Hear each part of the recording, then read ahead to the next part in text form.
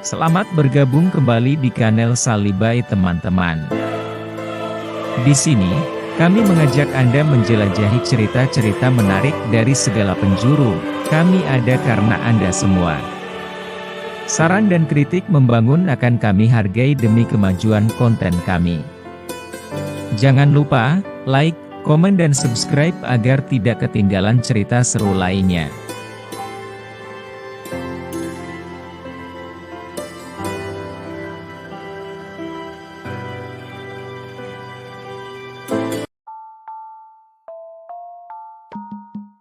Pada zaman dahulu, terdapat sebuah perkampungan Buddha yang berada di bawah pemerintahan dinasti Shailendra.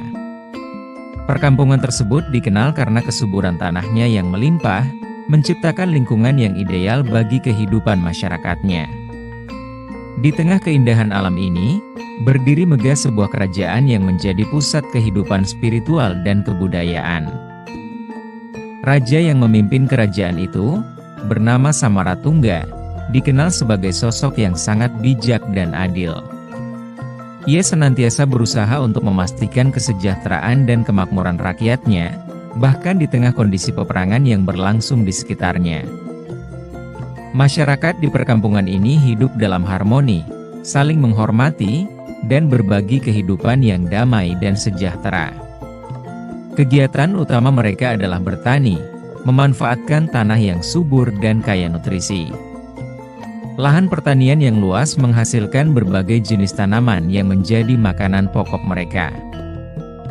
Di sekitar kerajaan, terdapat danau yang indah dengan bunga teratai yang mekar dan mengapung anggun di permukaannya. Keberadaan bunga teratai ini menambah pesona dan keindahan alam sekitar, serta menjadi tempat rekreasi yang digemari oleh masyarakat. Mereka sering menghabiskan waktu di tepi danau, merasakan ketenangan, dan menikmati keindahan alam yang menawan. Selain kegiatan sehari-hari, masyarakat juga rutin mengadakan acara-acara keagamaan yang mendalami ajaran Buddha. Acara-acara tersebut biasanya berlangsung di sekitar danau, menjadi momen penting untuk memperkuat iman dan mempererat tali persaudaraan antar sesama. Namun, segala sesuatu berubah ketika tiba-tiba musim paceklik melanda. Irigasi yang biasanya mengalir dengan lancar untuk mengairi sawah-sawah mereka tiba-tiba surut. Akibatnya, situasi di kerajaan menjadi tegang dan mencekam. Rakyat yang sebelumnya hidup dalam kenyamanan mulai merasakan penderitaan akibat kelaparan dan kehausan. Danau yang dulunya menjadi tempat peristirahatan dan rekreasi kini dialihfungsikan menjadi sumber air bagi masyarakat. Mereka berjuang untuk mengisi kekurangan air minum, menggunakan danau sebagai tempat untuk memasak dan bertahan hidup. Dalam kondisi yang sulit ini, kerajaan berusaha membantu rakyat dengan mendistribusikan makanan dan menambah asupan air sesuai kemampuan mereka. Namun, karena kondisi yang berkepanjangan, situasi semakin memburuk dan raja merasa bahwa usaha ini tidak cukup untuk mengatasi krisis. Dalam keputusasaan-nya, Raja Samaratungga memutuskan untuk memohon kepada dewa agar menurunkan hujan dan mengakhiri masa paceklik yang menyengsarakan rakyatnya. Dengan hati yang tulus, sang raja melakukan meditasi dan bertapa dalam harapan bahwa pengorbanan dan usahanya akan didengar. Ia mencurahkan segala perhatian dan keyakinan kepada dewa untuk membawa kembali kehidupan yang sejahtera ke dalam kehidupan masyarakat yang selama ini telah berjuang dengan gigih. Setelah menyelesaikan meditasi yang penuh makna dan refleksi, langit menjadi gelap dan hujan pun mulai turun. Hujan ini membawa kegembiraan kepada rakyat, yang merindukan air setelah masa kemarau yang panjang.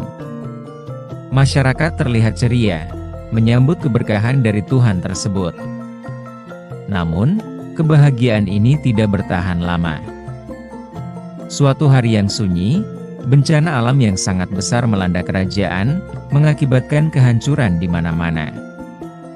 Bukit Borobudur yang megah tidak luput dari bencana ini, rumah-rumah warga di sekelilingnya hancur berantakan, musnah dalam sekejap. Dalam menghadapi kesulitan ini, Raja Samaratungga merasa sangat tertekan dan bingung. Ia memutuskan untuk mencari petunjuk dari dewa, yang dianggap sebagai utusan Tuhan di bumi. Setelah melakukan berbagai ritual dan pengorbanan, sang dewa memberikan ilham yang menyentuh hati. Ia mengingatkan raja bahwa semua bencana ini terjadi akibat penebangan hutan yang terus-menerus dilakukan di sekitar kaki Bukit Borobudur. Hutan yang selama ini menjadi pelindung lingkungan kini telah hilang, dan itu membawa dampak buruk bagi keseimbangan alam. Raja Samaratungga yang memahami pesan tersebut segera merencanakan tindakan untuk memperbaiki keadaan. Ia menggerakkan rakyatnya untuk kembali menanam pohon-pohon di Bukit Borobudur. Penanaman dilakukan dengan jumlah yang sangat besar, harapannya agar alam dapat pulih dan kembali seimbang. Selain itu, di lahan yang sebelumnya menjadi danau dan kini kering, dia memutuskan untuk membangun sebuah candi yang megah, yang nantinya dikenal dengan nama Candi Borobudur. Masyarakat sangat antusias dan bergotong royong untuk membangun candi tersebut, di mana Raja Samaratungga sendiri memastikan bahwa aliran air dari danau tersebut akan terjaga agar masyarakat tidak lagi kekurangan air.